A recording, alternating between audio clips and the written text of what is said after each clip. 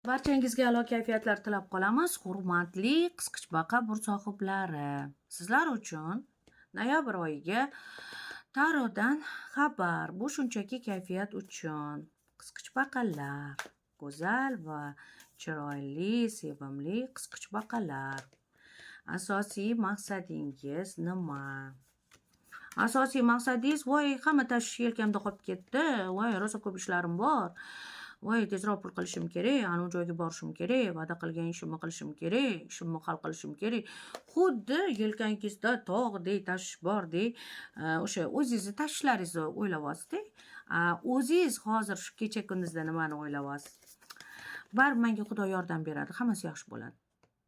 Xudoning aytgani bo'ladi, hammasi yaxshi bo'ladi. Ha, albatta shunaqa. Sizga yordam keladi. Sizni ssenariyingiz chiroyli. Sizda ko'nglingiz qolishi mumkin yoki razочарование bo'ladi. Yaqinlaringiz bilan bo'lgan munosabatda, yo onangiz, yo opangiz, yo singlingiz yoki bo'lmasam turmush o'rtog'ingiz yoki rafiqangiz yoki uning qarindoshlari tomonidan ozginagina yoqimsiz suhbat bo'ladi. Bu narsaga e'tibor qilmang. Chunki bu narsaga e'tibor qilsangiz, unda siz chiroyli xursandchilik kunlarga bora olmay qolishingiz mumkin. Qanaqadir yoqimsiz suhbat gap bo'ladi, xolos o'tib ketadi. Ichingizda voy, bekor shunaqa dedi-ya, nega unaqa bo'ldi? Voy deysizda, shuni o'tkazib yuboring tezlikda. Unga o'tirmang, zatsklivit qilib o'sha konfliktli gaplar bo'lsa, yoqimsiz gaplar bo'lsa, unga yopishib o'tirmang. Yopishib o'tirsangiz, o'zingizga o'zingiz blok tushirasiz. Undan tashqari sizda pul bor, lekin ko'p emas. Pul bor. Noyabrda ham pul olasiz, ko'p emas. Bu pullaringiz turibdi, hech qayerga ketayotgani yo'q. Mehnatingizga yarasha javob olasiz. Siz pulsiz emassiz. Mana shu narsani ham o'ylangda. Pulim yo'q, pul bo'lmayapti degan xayolga bormang. Sizda bo'ladi. Sizda mehmonga borish, safarlarga chiqish bor.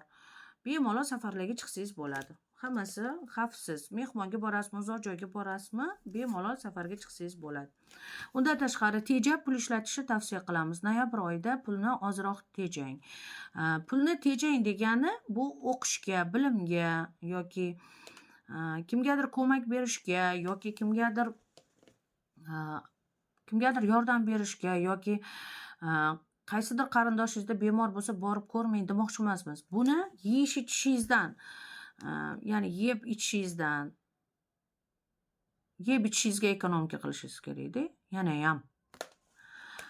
Ya'ni yeb ichish deganda ichida kiyimlar, bozorliklar, keraksiz narsalar, bezdurushka narsalar olmang. Bilimlarga ishlatavering, u pul keltiradi, hunarlarga ishlatavering, pul keltiradi, u pul keltiradigan narsaga pul tiking. Shu narsani yodda saqlang har doim. Sizda sevgi kelmoqda, sevimli bo'lasiz. Noyabr oyi sizga juda ham ishxonangizda sevgi deganda hamma narsa munosabati. Ota-onadan sevgi, farzanddan sevgi, turmush o'rtog'idan yoki xotinidan sevgi. Hammasi qanaqadir noyabr oyida siz juda ham sevimli bo'lasiz va juda ham ko'p esga olinasiz. Qanaqadir yoqadi sizga, qanaqadir energiyangiz, mana misol shu paytgacha energiyangiz kam bo'lgan-ku, voy, hech nimaga erishmadim.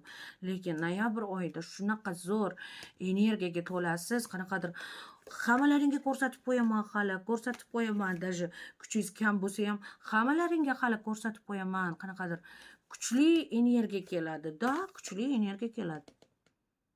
Noyabr oyida energetchniy bo'lasiz. Oldingidaqa slabiy bo'lib, oxirgi oylarda slabiy bo'lib, salga boshingiz og'rib, salga xafa bo'lib, salga tushunmovchiliklar bo'ladigan holatlar bo'lmaydi. Siz noyabrda juda ham energetchniy, qo'rqmasroq, botirroq bo'lasiz. Bu juda ham zo'r-ku. Qanaqadir xuddi sahna siz uchun. Hamma bayram, ishxonadagi narsalar yoki uydagi narsalar barchasi sizni kontrolingizda bo'ladi. Hamma sizni eshitadi, hamma sizni hurmat qiladi. Bu albatta yaxshi narsa. Bu juda ham ajoyib. Qisqichbaqalarga yoqadigan narsa va mana ko'rib turibsiz.